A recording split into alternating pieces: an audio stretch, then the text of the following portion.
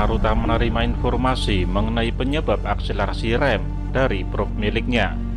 Proses rem mempengaruhi medan magnet bumi 4 kali lipat dari normal, dan tentunya mempengaruhi proses babar anaknya dan Brinirha. Mengetahui informasi itu, Amnaruta membatin, guncangan ini akan terus berlangsung selama 45 menit. Berarti aku dan Brinirha harus melakukan proses babar di tengah guncangan. Diberitahukannya informasi yang diperolehnya dari probe ke Brinirha melalui telepati. Mereka berdua belum pernah mengalami hal seperti ini. Namun mereka segera mempersiapkan diri dan mental mereka mengatasi segala hal yang mungkin terjadi. Brinirha mengeluarkan energi ekstra melahirkan sang jebang bayi di tengah guncangan. Di sampingnya, Amnaruta fokus menyalurkan energi dan berjaga-jaga mengantisipasi segala kemungkinan. Akhirnya, sang jabang bayi pun keluar meninggalkan rahim Brinirha. Cairan plasenta sintesis yang ditambahkan energi Amnaruta, Brinirha, dan tambahan energi dari pengaruh medan magnetik bumi dari proses rem membuat proses akselerasi mitokondria sang bayi di atas ambang normal. Keluar dari rahim di tengah bejana yang cairan plasenta sintetisnya bergelombang, sang jabang bayi tidak langsung masuk ke bub seperti seharusnya. Tubuhnya meluncur menuju dasar bejana. Amnaruta segera mengerahkan kemampuan telekinetiknya untuk menahan laju bayi agar tidak terbentur dasar bejana.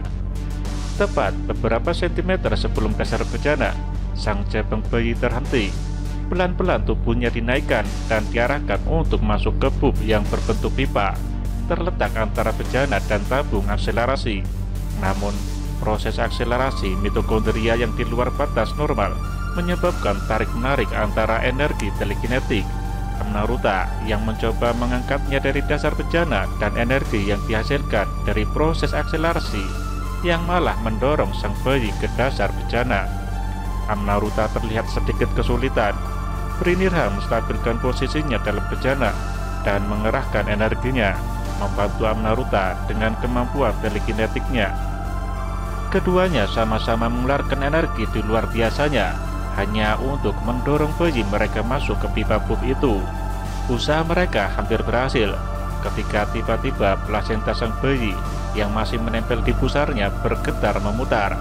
Arah putarannya seperti gerakan tawaf, berputar 360 derajat berlawanan dengan arah jarum jam. Melihat hal itu, Amnaruta dan Brinirha semakin memaksimalkan energi mereka untuk menahan putaran itu dan mendorong sang bayi ke arah bub. Ketika akhirnya sang bayi meluncur masuk ke bub, hasil susah payah Brinirha dan Amnaruta, proses disinfektan seketika berlangsung. Tetapi pipa bub itu bergetar hebat. Material murtaprabena yang terbuat dari logam kreman tidak dipersiapkan untuk menerima energi di atas standar 40% yang sudah menjadi programnya. Alarm tanda bahaya akibat kelebihan beban berbunyi. Pipa bub itu mengeluarkan suara retakan yang semakin lama semakin melebar. Saat itu ada warga Lemurian lain yang datang membantu. Mereka disibukkan oleh proses rem yang terakselerasi 3 jam lebih awal. Amnaruta dan Brinirha terpaksa harus mengatasi hal ini berdua saja. Amnaruta terus memfokuskan energi untuk mendorong bayi mereka masuk ke tabung akselerator kedua. Brinirha segera keluar dari bejana, memakai baju dan membantu Amnaruta. Ditambah dengan energi Brinirha yang sang bayi akhirnya berhasil masuk tabung akselerator kedua. Tepat di belakangnya, pipa bub jebol karena menerima energi yang overload. Amnaruta dan Brinirha menarik nafas lega. Setidaknya sang jabang bayi sudah masuk ke tabung akselerator. Namun mereka tetap waspada. Proses murtaprabena belum usai. Tubuh sang bayi juga terpaksa harus berjuang dan beradaptasi dengan ekses energi yang berlebihan dari proses rem. Di luar dugaan, akselerasi di tabung akselerator kedua menjadi lebih cepat dan jauh meningkat. Sang bayi yang memperoleh energi tambahan dari proses rem memaksa tentakel-tentakel itu bekerja lebih keras. Proses mengunduh ilmu pengetahuannya menjadi di luar kapasitas normal bayi Lemurian yang pada umumnya hanya 10%.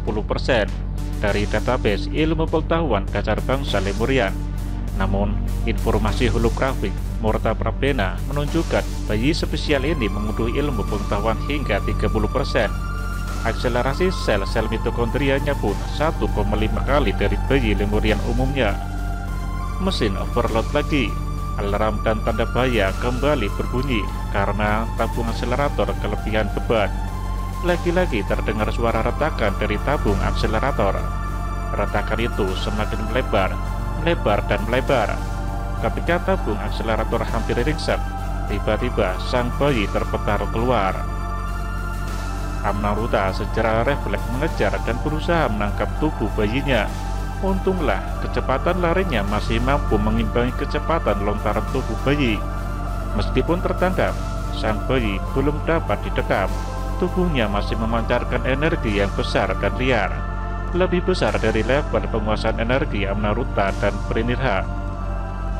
Situasi ini di luar proses Murta Prabena yang normal. Situasi khusus memerlukan tindakan khusus pula. Amnaruta dan Brinirha memutuskan untuk mempercepat pelaksanaan upacara Murta Prabena. Mereka tidak menunggu warga Lemurian berdatangan menyaksikan upacara Murta Prabena. Amnaruta memegang punggung belakang, sementara Brinirha menempelkan tangannya di dada bayi. Mereka berdua berupaya meredam energi yang liar pada tubuh si bayi. Baik Amnaruta dan Brinirha memaksimalkan energi mereka untuk meredam energi yang liar dari tubuh si bayi. Tetapi perlawanan dari tubuh si bayi sendiri terlalu kuat. Pelan-pelan tubuh bayi lepas dari tangan mereka berdua. Bayi itu mengambang di antara tangan Amnaruta dan Brinirha. Seharusnya proses transfer energi dari orang tua ke bayi ini berlangsung selama 15 menit. Baru saja 1,5 menit terjadi ledakan besar.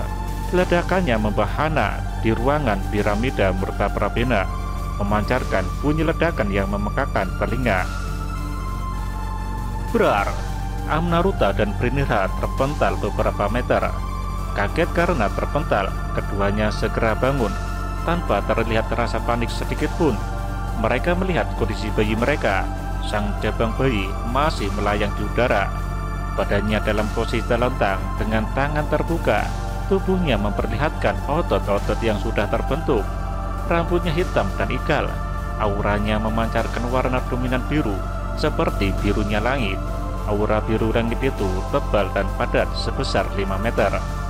Keterangan dari birunya langit ini, dalam beberapa budaya, diantaranya Mesir, biru menjadi warna kehidupan. Simbol kehidupan ini diambil dari warna langit dan lautan sebagai dua hal yang memberikan sumber awal dan keberlangsungan kehidupan. Sebagian orang menemukan legenda mengenai manusia biru dalam catatan kuno. Salah satunya seorang antropolog bernama Mark S. Miller. Dia mempelajari peradaban kuno selama 30 tahun dan menemukan tulisan tentang peradaban pertama manusia yang diawali dengan manusia biru. Manusia biru ini bahkan ditempatkan sebagai ras kelima, melengkapi 4 ras yang selama ini dikenal manusia: kulit hitam, putih, kuning, dan merah. Ras kelima ini diperkirakan hidup di antara benua Asia dan Eropa. Menurut peta kuno, diperkirakan lokasi tersebut adalah Lemurian atau benua Mu. Bahkan dikatakan pengetahuan bangsa Mu yang benuanya tenggelam merupakan sumber atau rujukan bangsa Atlantis. Legenda manusia biru ini juga dikenal di Jepang dengan nama bangsa Ainu, dan di suku Indian, Cherokee dengan nama manusia bulan. Ledakan besar itu membuat warga Lemurian yang sibuk beraktivitas dan mengatasi proses rem tersentak dan melihat ke arah sumber ledakan. 20 Lemurian berdatangan ke Murta Prabena hendak membantu. Bahkan Ramidar, pemimpin bangsa Lemurian, pun datang. Sosoknya tegap dan kekar dengan wajah yang masih terlihat seperti berumur 21 tahun, layaknya seorang Lemurian pada umumnya. Ketika ke-20 Lemurian termasuk Ramidar masuk, mereka seketika terpana.